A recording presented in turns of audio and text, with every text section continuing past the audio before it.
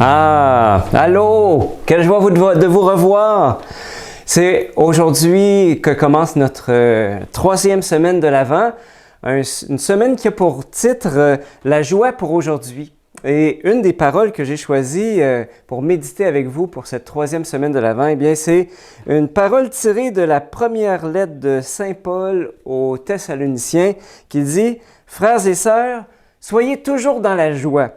Rendez grâce en toutes circonstances, c'est la volonté de Dieu à votre égard dans le Christ Jésus. » Être toujours dans la joie. Est-ce que c'est possible ou bien Saint Paul n'est pas en train de faire une pieuse exagération? D'abord, je me pose avec vous la question, c'est quoi la joie? La joie, en fait, c'est une émotion de bonheur qui nous traverse quand on reçoit une bonne nouvelle, quand on reçoit une visite surprise, qu'on a gagné un prix, quand mon équipe de sport marque un point. Hein? On a déjà vu ça dans un stade ou un aréna, là, quand il y a un but qui est marqué, tout le monde se lève et « Ouais! » Ah, c'est la joie. Alors, mais comme toute émotion, eh bien, la joie a aussi quelque chose d'éphémère. Parce que, en fait, est-ce que ça ne dépendrait pas la joie des circonstances extérieures? Et dans ce temps de pandémie, bien, les circonstances extérieures, elles ne sont pas en notre faveur. Alors, est-ce que ça voudrait dire qu'on est condamné à la tristesse? Eh bien, la joie, si c'est juste une émotion, alors à ce moment-là, comment Saint Paul pourrait nous dire « Soyez toujours dans la joie ». Alors, et d'abord, si vous lisez, d'abord, celui qui nous écrit, c'est Saint Paul. Je ne sais pas si vous avez déjà lu sa vie, Saint Paul, dans les Actes des Apôtres ou bien dans ses lettres. Je vous donne juste un exemple. Saint Paul qui dit en 2 Corinthiens 11, écoutez bien ça.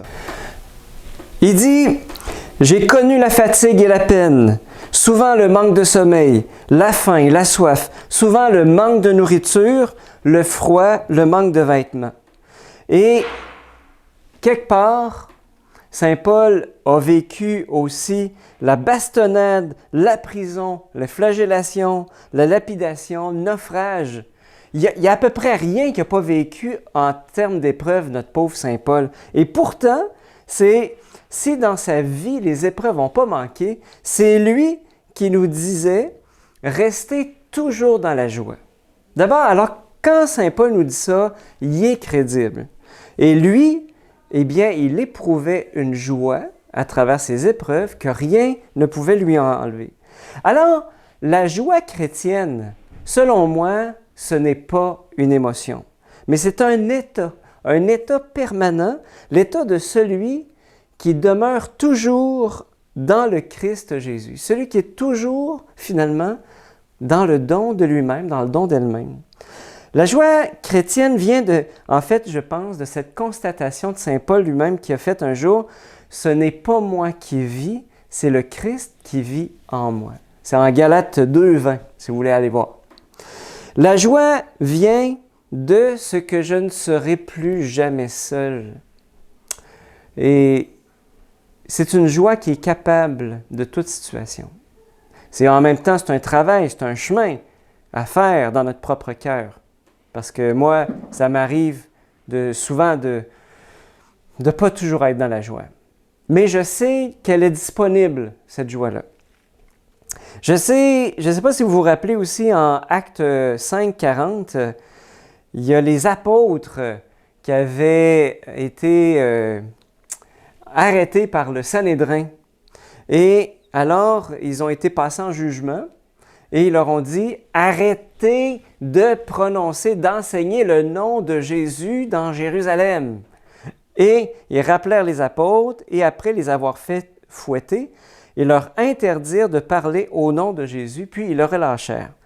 Quant à eux, quittant le Sanhédrin, le Conseil suprême, ils repartaient tout joyeux d'avoir été jugés dignes de subir des humiliations pour le nom de Jésus. Tout joyeux d'avoir reçu la bastonnade pour le nom de Jésus. C'est quoi cette joie-là? Hein? On peut se poser la question.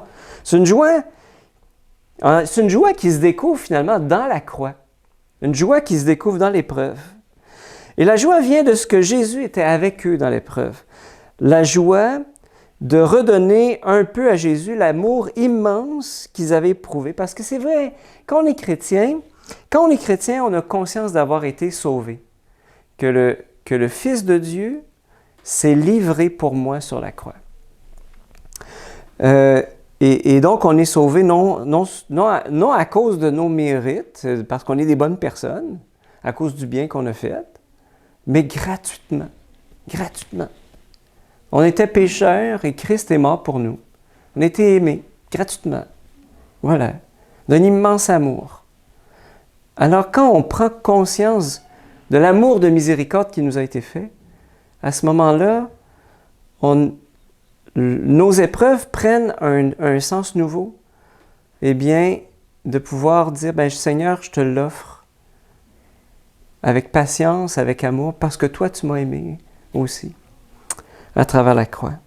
Alors, les apôtres étaient dans la joie d'avoir été fouettés parce qu'ils l'étaient au nom de Jésus, celui qui les avait aimés jusqu'à la croix. Alors, la joie chrétienne, c'est quelque chose qui est paradoxal. T'sais, à cause du mystère de la croix, il est possible d'être joyeux en toutes circonstances, dans l'échec, dans la pauvreté, dans la souffrance. Alors, c'est bien plus qu'une émotion. C'est l'assurance que peu importe ce que je vis, la Trinité d'amour, Père, Fils et Saint-Esprit, est avec moi. Alors, il y a une autre parole de Saint Paul qui nous dit ceci. Qui nous condamnera? Dieu n'a pas épargné son propre Fils, mais il l'a livré pour nous tous. Combien plus avec son Fils ne nous donnerait-il pas toutes choses? Qui nous séparera de l'amour de Dieu manifesté dans le Christ Jésus? Ni la mort, ni la vie, ni les souffrances, ni les hauteurs, ni les profondeurs, ni les anges, les archanges, rien, ni le présent, ni le passé, rien ne nous séparera de l'amour de Dieu manifesté en Jésus-Christ. Vous savez, il y a 5 ans, j'étais à Philadelphie pour la rencontre mondiale des familles. J'ai eu la joie d'accompagner 2 familles et on était logés dans une paroisse non loin du centre-ville de Philadelphie. Puis, chaque jour, on se rendait dans le centre-ville pour pouvoir participer aux conférences, aux activités, etc. Puis le soir, on revenait dans la paroisse où est-ce qu'on était logé. Et à chaque jour, eh bien, on était accueillis par les gens de la paroisse qui nous faisaient un grand banquet quasiment. Là. Il y avait tellement de nourriture quand on arrivait pour le souper. On était accueillis comme des rois, vraiment. Puis c'était tellement fantastique là, d'être dans un autre pays pour participer à ces événements-là. Et en plus, le pape allait se joindre à nous à la fin de la semaine. Alors, on était accueillis dans la petite localité de Lévis-Town et voilà qu'à chaque soir qu'on revenait, un repas gargantuesque nous était servi. Mais quand on se rendait au centre-ville, eh bien, pour se rendre du train jusqu'au centre des congrès, on rencontrait sur notre route quantité de personnes qui vivaient dans l'itinérance.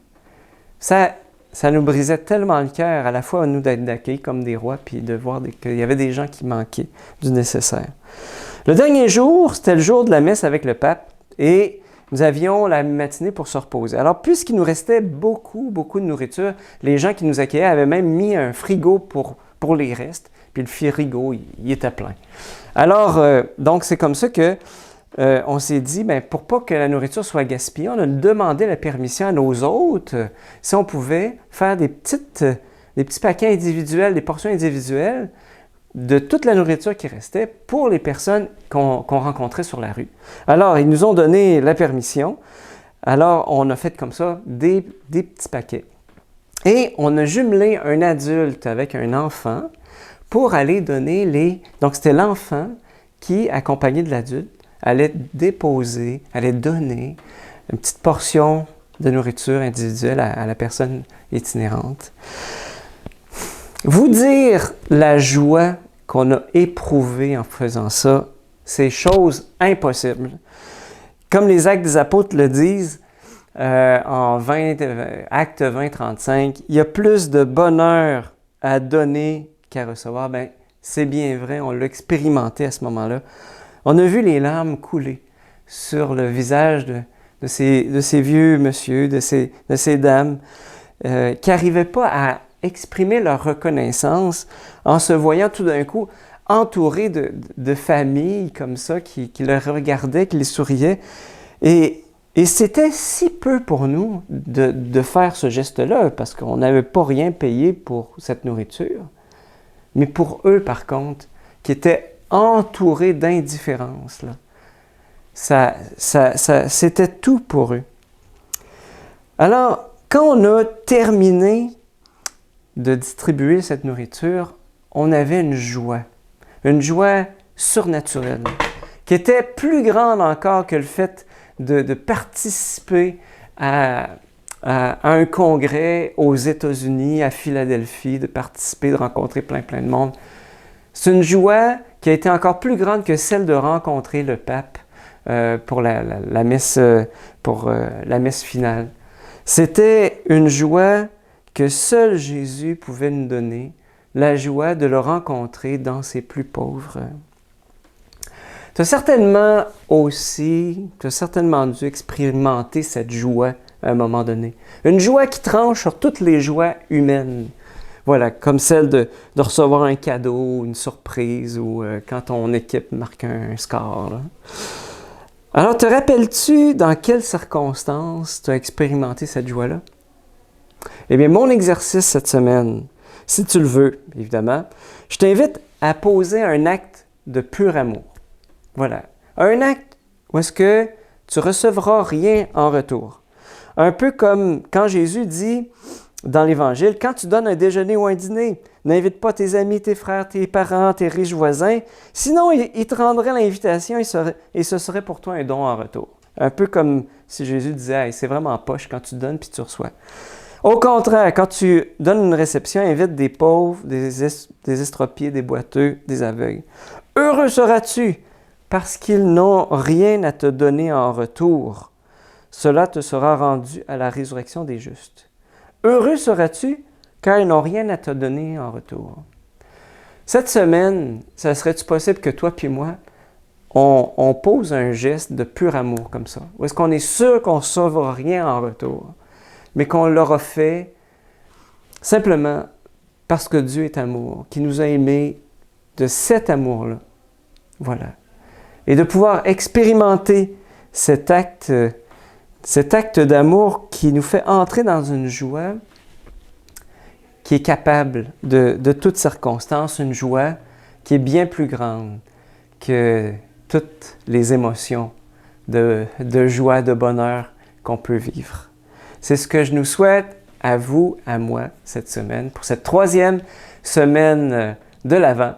Et on se retrouve la semaine prochaine pour une dernière capsule.